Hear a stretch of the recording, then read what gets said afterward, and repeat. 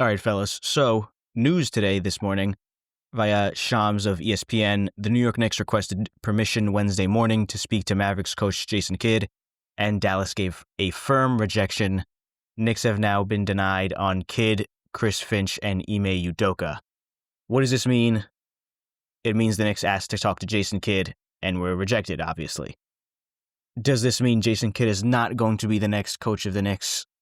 I feel like it's more likely than not that Jason Kidd is coaching the Dallas Mavericks next year than the New York Knicks.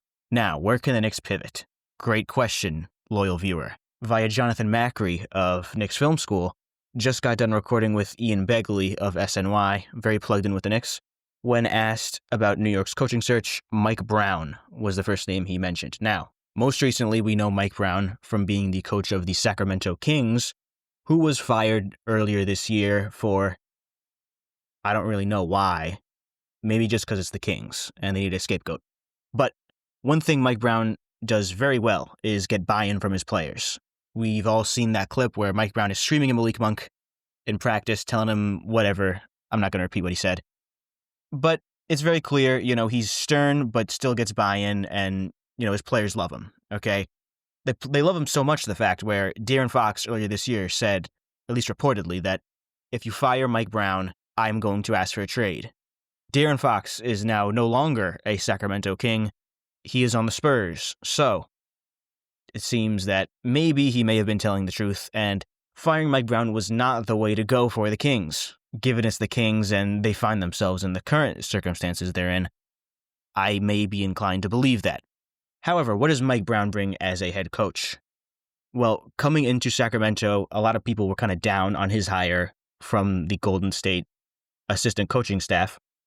However, one thing he's always been able to do is get his teams to play good, strong defense, okay? However, he kind of flipped the script once he got to Sacramento, and he really juiced up their offense. They led the league in offensive rating. They were getting out and running all the time. They were scoring so many points. I'll always remember that one game versus the Clippers. It was like 160 to 150. It was ridiculous. But one thing he was really able to do was use Domantas Sabonis as a hub. And obviously, Karl-Anthony Towns is not the passer or screener I think Sabonis is. However, he is, of course, a better offensive player in general. And I think he's a better defender. So what can Mike Brown potentially get out of Karl-Anthony Towns? I think much more than Tom Thibodeau did.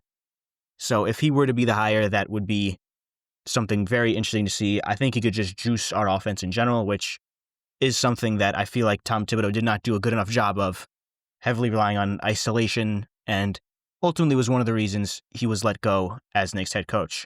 Additionally, Mike Brown has always been seen as a strong defensive coach, which, of course, we have Jalen Brunson and Karl-Anthony Towns. It's not going to be easy to build a good defense with them two sharing the floor for so many minutes. However, can he get us to be borderline top 10? I think that would be very acceptable. Now, for anyone kind of like panicking or wondering why do the Knicks keep asking to hire or interview other teams' coaches, I think this is simply just a part of the head coach searching process. It seems clear that they made an attempt, high on their priority list was, okay, let's see if we can pull one of these really good coaches like Jason Kidd or an elite coach like Ime Udoka or Chris Finch from their respective teams. If not, then okay, we'll start doing the interviewing part of our coaching search. Obviously, unfortunately, we were unsuccessful. So now we will pivot, and not really anything to bat an eye about. It's due diligence. We're doing the whole process. Nothing really to be seen here, okay? Obviously, some people are going to start joking around like, oh, no one wants the next job. And people get their jokes off all the time. So it may be a little annoying, but whatever. Soon enough, we'll have our guy.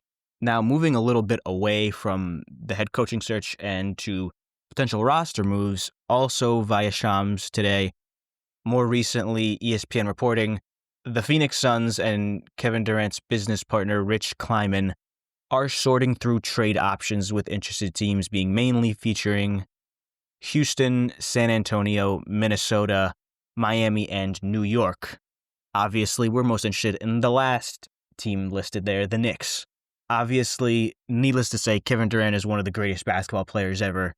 one of the greatest scorers ever and still is one of the greatest scorers in the NBA, even at his advanced age.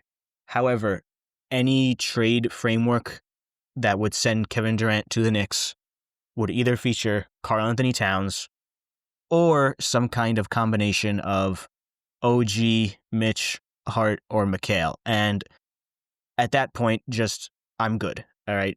The Knicks already only feature about 7 true rotation players come playoff time. Okay.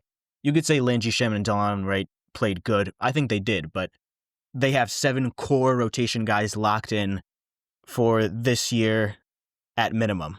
Okay. And I'm not really trying to give that up for, again, an older Kevin Durant who is, yes, he's better than OG or McHale or Hart or Mitch and probably even Cat. But would really be surprised if Kevin Durant next year slips on a sweat stain and misses 40 games. No, obviously I don't want that to happen. But you just have to look at the track record. In recent years, Kevin Durant has done a good job of staying available, but still, he's getting to the age where, he's getting older. He still has that Achilles injury in the past, and I just don't think it would be smart to give up what little depth you do have and go all in on Kevin Durant. It's going to be interesting to see where he does go. I ultimately do not hope we are the ones to acquire him. I will continue to enjoy watching him from afar, though. Anyways, a lot of Knicks news these recent couple days. Again, we're just going to keep moving, keep tracking what's going on with the head coaching search and potential roster moves. And yeah, hopefully soon enough we have our guy.